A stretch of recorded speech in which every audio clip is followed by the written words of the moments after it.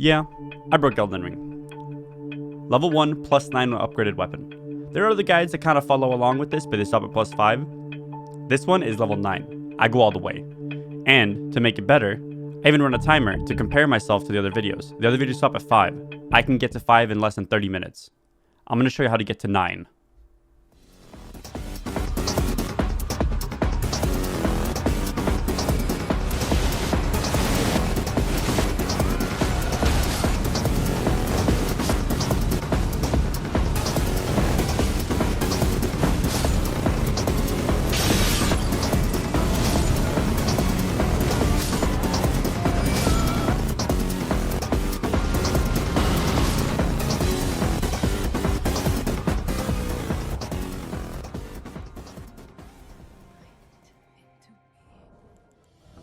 Now it's your turn. Let's go. Easy start. Send out the astrologer.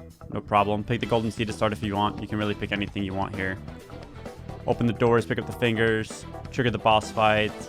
You know, you probably watched my last video. Jump off the map. Get this. Just get it going. Just get it going. You're gonna do the same stuff. You're gonna go get your waypoints at the church. You're gonna go get your horse. You're gonna go back. You know, run over to all the places.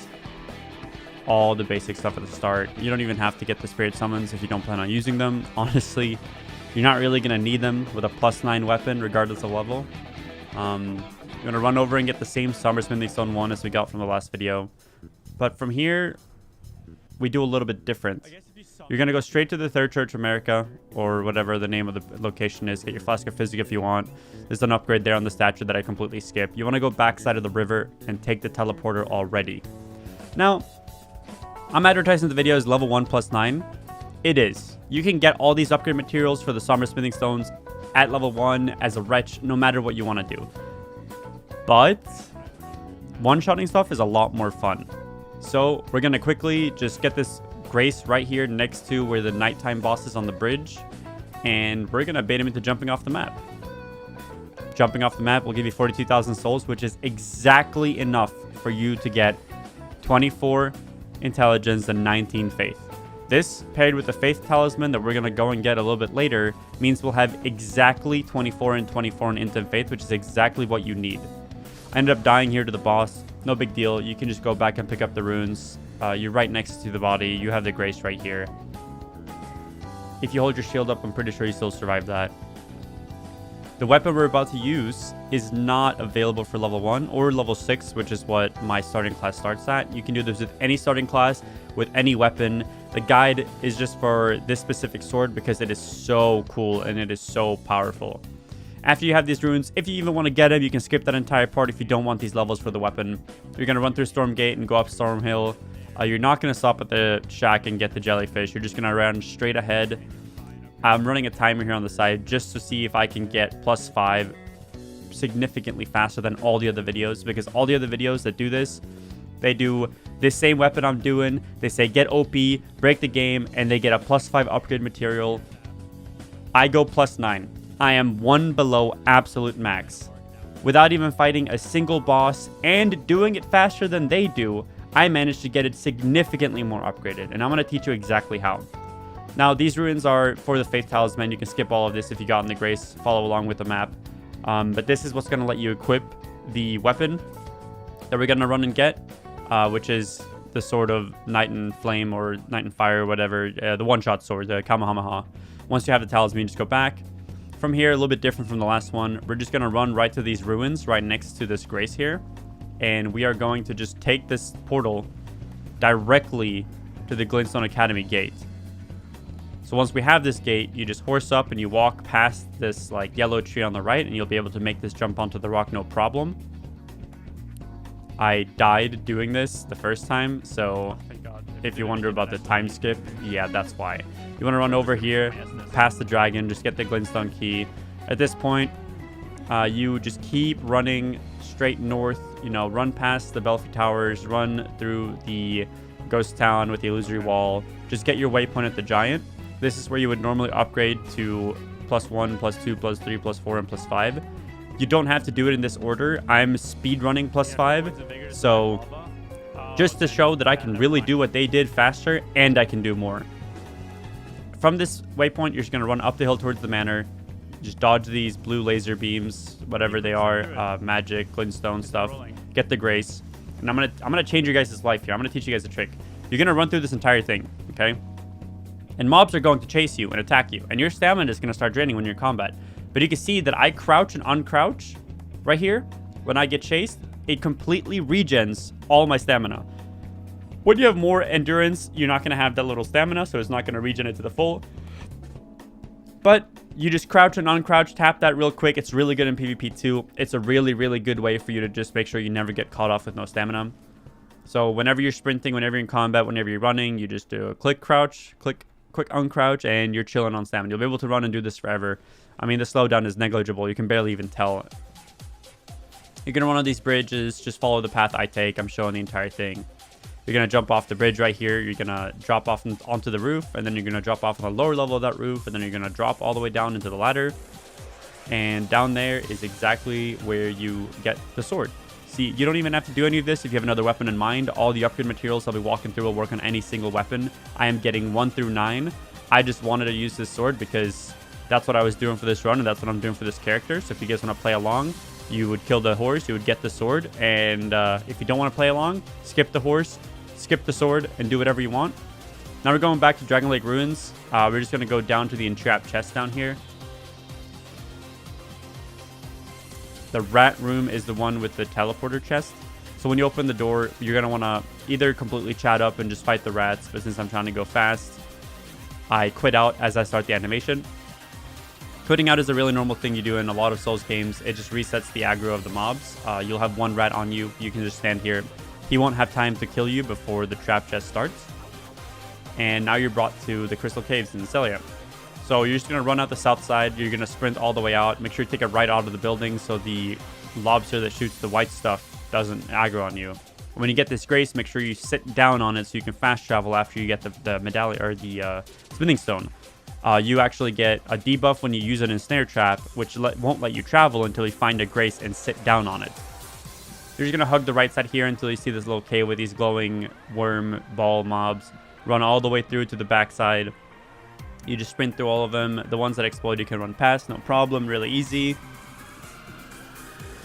And once you get the upgrade material, you just jump on the back side here and you just do another quit out. That way you'll be able to reset the aggro and just fast travel out of here.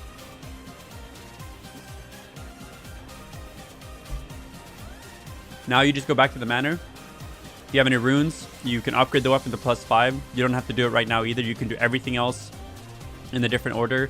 I'm just showing the upgrade to 1, 2, 3, 4, 5 because I told my chat that I would be able to get a sort of Night and Flame upgraded to +5 in 30 minutes. And I died to the horse and I died jumping off the bridge. It would have been less than 30 minutes. But this is where the other guides usually stop, right? We got it.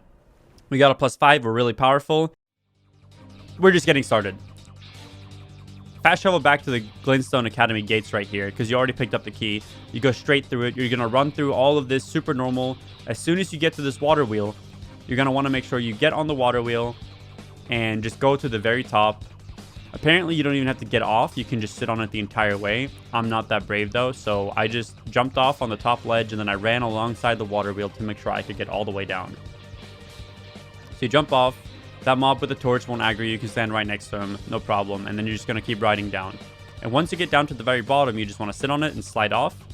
And you'll see this big, scary coffin wheel of chain torture cabin monster or whatever. This is the difference between my guide and every other guide. You have to die to the specific grab move of this specific boss. And you'll see what happens.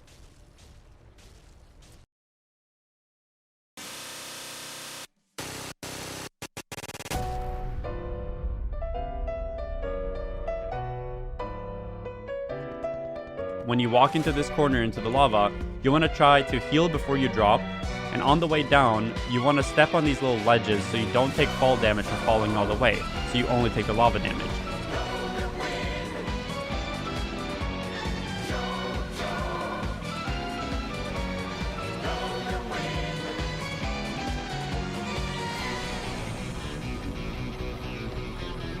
Just follow my route here. You're going to look to get onto one of the rooftops here once you walk up these stairs. If you didn't get the +5 in the Cellular Crystal Mine, there's another one here you can take. You want to jump on these roofs and just hug the left when you jump over this tricky one. And there will be a body on the roof further away on the west side. Pick up the +6 right there. So now we have 1, 2, 3, 4, 5, and 6.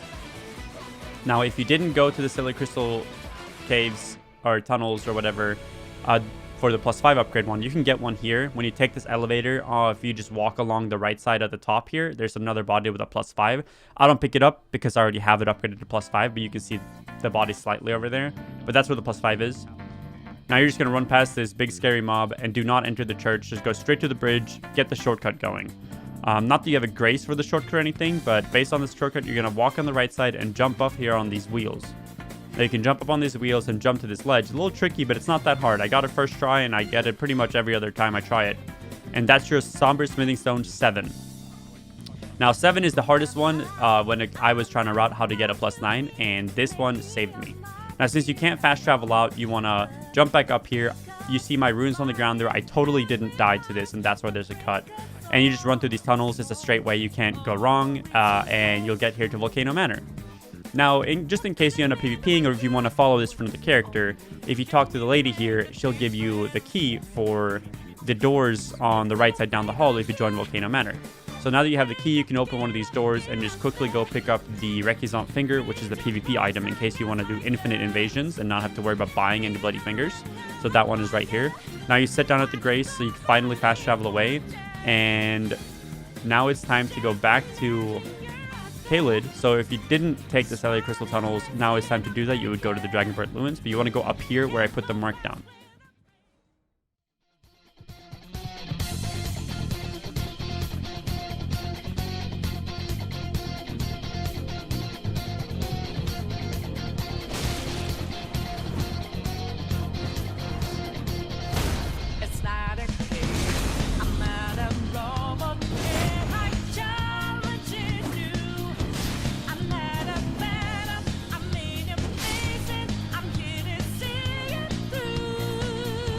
You want to just make sure you explore up to this top of the tower here, the Caelid Tower.